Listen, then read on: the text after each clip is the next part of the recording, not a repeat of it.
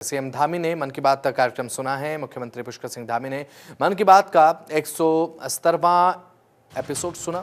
यह संस्करण रहा 170वां संस्करण सुना गया। आपको बता दें कि बीजेपी प्रदेश अध्यक्ष महेंद्र भट्ट भी मौके पर मौजूद रहे। मुख्यमंत्री पुष्कर सिंह धामी ने लोगों से अपील की है और खेलेगा भारत जीतेगा भारत इस्तेमाल करने की अपील की।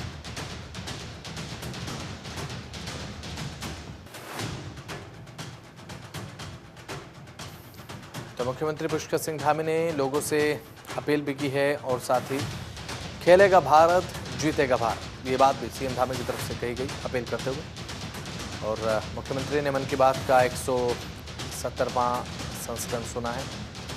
117वें संस्करण में प्रधानमंत्री नरेंद्र मोदी की तरफ से उपलब्धियां भी बताई गई और साथ ही साथ पूरे समाज के सुधार को लेकर जो कार्य किए गए हैं उनके बारे में भी बताया गया। निकाय चुनाव के लिए नामांकन प्रक्रिया लगातार जारी है। देहरादून में अब तक 901 मतपत्र बिक चुके हैं। बीजेपी ने 100 वार्डों में अपने प्रत्याशी उतारे हैं। अध्यक्ष पद के लिए 30 नामांकन पत्र बिके हैं। आपको बता दें कि अब तक के एक भी प्रत्याशी ने नामांकन नहीं किया है। तो अभी तक एक भी प्रत्याशी का नामांकन नहीं हुआ। वार्ड पार्षदों के लिए 6 उम्मीदवारों ने नामांकन किया है। बीजेपी ने 100 वार्डों में अपने प्रत्याशी उतारे हैं। निकाय चुनाव के लिए नामांकन प्रक्रिया लगातार जारी है। देहरादून में अब तक 901 मतपत्र बिक चुके हैं। बीजेपी ने 100 वार्डों में अपने प्रत्याशी उतारे और अध्यक्ष पद के लिए 30 नामांकन पत्र बिके हैं। अब तक एक भी प्रत्याशी के नामांकन प्राप्त नहीं हुए। वार्ड पार्षदों के लिए 6 उम्मीदवारों ने नामांकन किया। तो देहरादून में अब तक 901 मतपत्र बिक चुके हैं। निकाय चुनाव को लेकर सरगर्मियां तेज होती नजर आ रही हैं। अब अभी तक फिलहाल एक भी कैंडिडेट ने नामांकन दाखिल नहीं किया। वार्ड पार्षदों के लिए अभी तक 6 उम्मीदवारों के नामांकन मिल चुके हैं। उत्तराखंड निकाय चुनाव की तैयारियां तेज हो चुकी हैं। तो वहीं अब ऐसे में कांग्रेस ने प्रत्याशियों की पहली सूची जारी कर दी है। नगर निकाय चुनाव को लेकर लिस्ट जारी की गई है और निष्ठावान कार्यकर्ताओं को तरजीह दी जा रही है कांग्रेस की तरफ से। और देहरादून के सभी वार्ड के लिए प्रत्याशी उतारे गए हैं। नगर निगम देहरादून के 100 वार्ड पर अब लिस्ट जारी की गई है।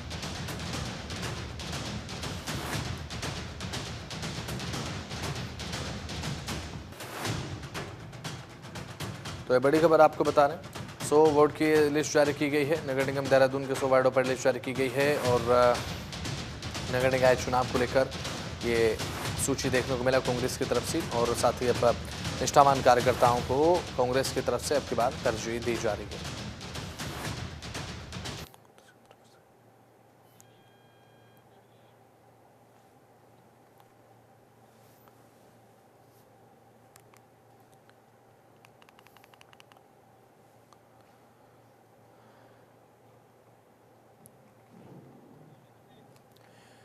नगर पंचायत लालकुआ अध्यक्ष को लेकर कांग्रेस ने अभी तक कोई प्रत्याशी घोषित नहीं किया है।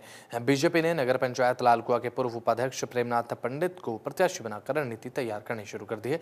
इस क्रम में विधायक ने नगर पंचायत अध्यक्ष प्रत्याशी प्रेमनाथ पंडित के प्रतिष्ठान में बैठक कर आयोजित की। आपको बता दें कि इसमें चुनाव में जीत हासिल करने को लेकर रणनीति बनाई गई। चुनाव के सफल संचालन के लिए चुनाव संचालन समिति का गठन किया गया, जिसमें निष्ठावान कार्यकर्ताओं को जिम्मेदारी सौंपते हुए अलग अलग कमेटियों का गठन हुआ।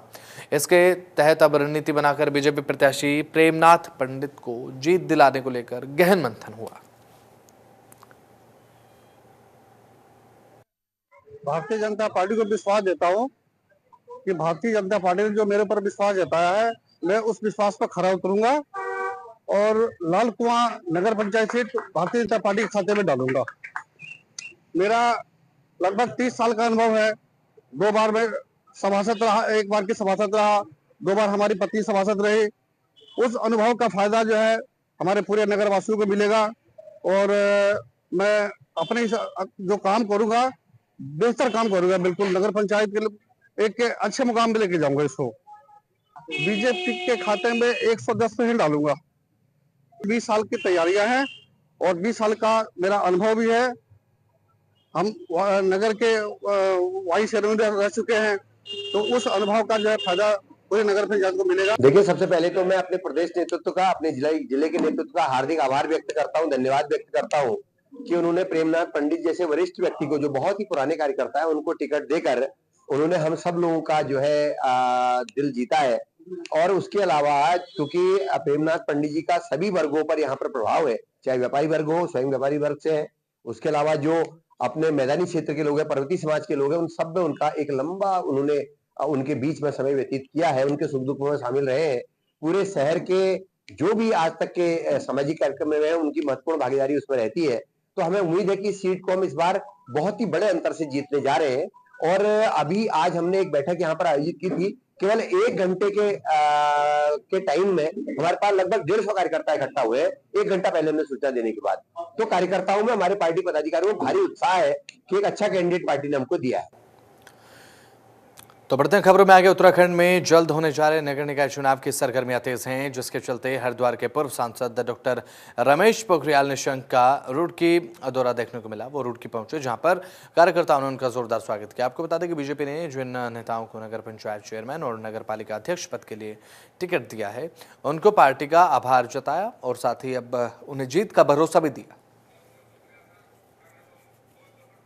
और इसलिए इस समय बहुत ताकत के साथ भारतीय जनता पार्टी दिल्ली में भी अपनी सरकार बना रही है। आज मुझे बहुत खुशी है कि जो उत्तराखंड का जो स्थानीय निकायों का चुनाव है, उसकी जो पहली सूची है वो जारी हो गई। पूरे प्रदेश में बहुत उत्साह है और हम लोगों ने ऐसे चेहरों को हमारे संगठन ने तय किया है, जिनकी अपनी ज़मीन भी है, जिनका आधार भी है, जो व्यवहार भी है और लोगों के बीच बहुत लोकप्रिय है। तो मुझे बहुत खुशी है कि पूरी बीजेपी एकजुट होकर के चुनाव लड़ेगी और निश्चित रूप में कल तक हमारे शायद नगर निगमों के भी सूची जारी हो जाएगी।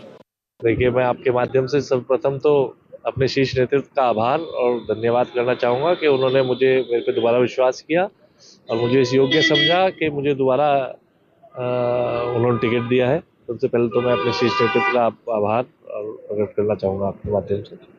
और दोबारा चुनाव में है, चुनाव दमदारी से लड़ेंगे, मजबूती से चुनाव लड़ेंगे और मुझे पूर्ण विश्वास है कि 100% भारतीय जनता पार्टी जीत के दर्ज करेगी। किससे मानते हैं मुकाबला? भी तो घोषित नहीं हुए हैं। देखिए, मुकाबला क्या है कि मुकाबले में शायद अब की बार, जैसा मैं सुन रहा हूँ, 2 ही कैंडिडेट हैं, तो मुकाबला जब 2 ही हैं तो बट ऑब्वियस है सामने वाले से ही होगा।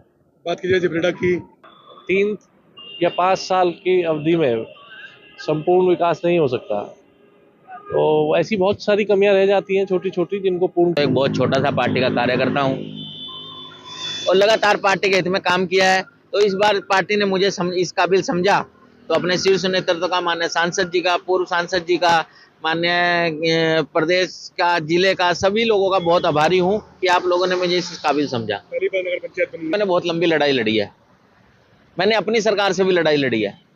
जब मेरी नगर पंचायत का जियो रुक गया था तो रुड़की में मिलाने की नगर निगम में बात हो रही थी, मैं कोर्ट में गया कि नहीं, हम जो है पंचायत में अपने यहाँ का विकास नहीं कर पाएंगे, हमें जो है शहरी बनकर हमारे जो है ढंढेरे का विकास हो पाएगा।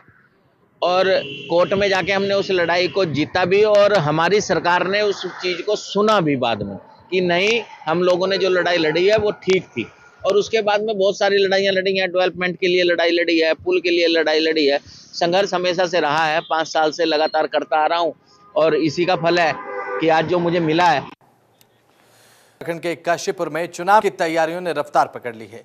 डीएम एसएसपी ने नामांकन कक्षों का औचक निरीक्षण कर व्यवस्थाओं की कसौटी को परखा और साथ ही साथ प्रशासनिक अधिकारियों ने रिटर्निंग ऑफिसर को कड़े निर्देश देते हुए चुनाव प्रक्रिया में किसी भी स्तर पर गड़बड़ी या लापरवाही न हो। और डीएम ने साफ ये कह दिया कि निर्वाचन आयोग के नियम सर्वोपरि हैं। अब एसएसपी मणिकांत मिश्रा ने कहा कि हर कोने पर सुरक्षा का एक ऐसा चक्रव्यूह होगा जिसका परिंदा भी उसे भेद नहीं पाएगा। और साथ ही साथ अब ऐसे में काशीपुर की कड़ी निगरानी न केवल स्थानीय प्रशासन का दमखम दिखाती है, बल्कि ये साबित भी करती है कि उत्तराखंड चुनावी प्रक्रिया में नया कीर्तिमान स्थापित करने को तैयार है। है यहाँ पे कि आप लोग सिचुएशन में मौजूद भी रहे। तो यहाँ पे पूरा प्रशासन मुस्तैदी से कार्य कर रहा है। काउंटर्स अलग अलग बनाए गए हैं यहाँ पे। आप सभी कक्षों में नामांकन के लिए इस हिसाब से व्यवस्था कर रखी है कि कोई भी किसी को कोई दिक्कत ना हो। चेकलिस्ट पूरी प्रोवाइड की जा रही है ताकि लोगों को इन्फॉर्मेशन रहे, जो प्रत्याशी आ रहे हैं संभावित प्रत्याशी नामांकन के लिए, उनको ये पता रहे कि उनको क्या क्या करना है। अकाउंट खोलने की भी सुविधा प्रोवाइड की गई, बैंक भी आज खुले रहे। तो कोशिश ये की जा रही है कि ये, क्योंकि ये 4 दिन की अवधि में जो हमको प्रक्रिया संपन्न करानी है उसमें किसी भी प्रकार की असुविधा ना हो। अधिकारी महोदय के साथ रुद्रपुर, गदरपुर और इस काशीपुर के नामांकन केंद्र को हम लोगों ने निरीक्षण किया और सभी सुरक्षा के इंतजाम पुलिस की तरफ से किए गए हैं। आज जिलाधिकारी महोदय द्वारा जो इसमें निर्देश दिए गए हैं उसका भी पालन कराया जाएगा और कुछ बिंदु थे जिस पर कि हम लोगों ने विचार किया था वो भी इसमें जोड़ा जाए। मतदान केंद्रों में जो संवेदनशील, अति संवेदनशील और सामान्य केंद्र हैं उनको निर्धारित किया गया है और हमारी कोशिश रहेगी कि अति संवेदनशील से उसमें पुलिस की कार्रवाई हो जिससे कि वो संवेदनशील और संवेदनशील से सामान्य स्तर पर आए। वो प्रक्रिया शुरू। हरिद्वार में 30 दिसंबर को होने वाली सोमवती अमावस्या स्नान को लेकर पुलिस ने तैयारियां पूरी कर ली हैं। पुलिस ने स्नान पर्व के लिए खास ट्रैफिक प्लान तैयार कर लिया है और दिल्ली से आने वाले वाहनों के लिए मुख्य रूट और वैकल्पिक मार्ग तय कर दिए गए हैं। पार्किंग की व्यवस्था अलकनंदा, पंत द्वीप और साथ ही बैरागी कैंप में की गई है। पंजाब और हरियाणा से आने वाले वाहन सहारनपुर, मंडावर और साथ ही भगवानपुर होते हुए हरिद्वार पहुंचेंगे। साथ ही आपको बता दें कि दबाव ज्यादा होने पर इन्हें बैरागी कैंप में पार्क किया जाएगा। नजीबाबाद से आने वाले छोटे वाहन श्यामपुर और चंडी चौक से, जबकि भारी वाहन बालावाली पुल और साथ ही लक्सर के रास्ते हरिद्वार आएंगे। देहरादून और ऋषिकेश से आने वाले वाहन नेपाली फार्म, रायवाला और मोतीचूर पार्किंग का इस्तेमाल करेंगे।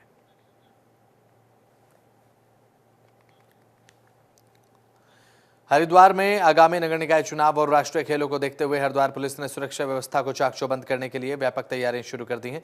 एसएसपी हरिद्वार के नेतृत्व में रानीपुर, सिडकुल, लक्सर और साथ ही साथ अब ज्वालापुर कोतवाली क्षेत्रों में डोर टू डोर सत्यापन अभियान तेज कर दिया गया है। पुलिस की तरफ से किराएदारों, बाहरी व्यक्तियों और धनी बस्तियों में अगर बात की जाए तो घनी बस्तियों में सघन जांच अभियान चलाया जा रहा है। तो वहीं अब संदिग्ध व्यक्तियों की पहचान और उनके दस्तावेज की जांच कर पुलिस जनपद की सुरक्षा को लेकर मजबूत करने के इरादे से पूरी तरीके से जुटी हुई है। अभियान के तहत बाहरी राज्यों से आए लोगों और अस्थायी निवासियों पर खास नजर रखी जा रही है। हरिद्वार पुलिस का यह अभियान जारी है।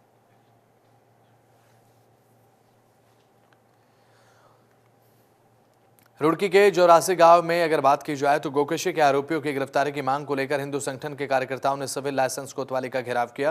प्रदर्शन के दौरान कार्यकर्ता कोतवाली परिसर में हनुमान चालीसा का पाठ कर विरोध दर्ज कराया और आरोपियों की तत्काल गिरफ्तारी की मांग की। मामला सिविल लाइन्स कोतवाली क्षेत्र के जरोसी जबरदस्तपुर गांव का बताया जा रहा है, जहां पर के पास स्थित एक मकान में गोकशी की घटना सामने आई थी। इसे लेकर हिंदू संगठन के नेता शिव प्रसाद त्यागी के नेतृत्व में कार्यकर्ता और ग्रामीण बड़ी संख्या में कोतवाली पहुंचे। उन्होंने पुलिस पर वादाखिलाफी का आरोप लगाते हुए कहा कि 24 घंटे में गिरफ्तारी का आश्वासन दिया गया है और साथ ही अब लेकिन 36 घंटे हो चुके हैं, इसके बाद भी कार्रवाई नहीं हुई।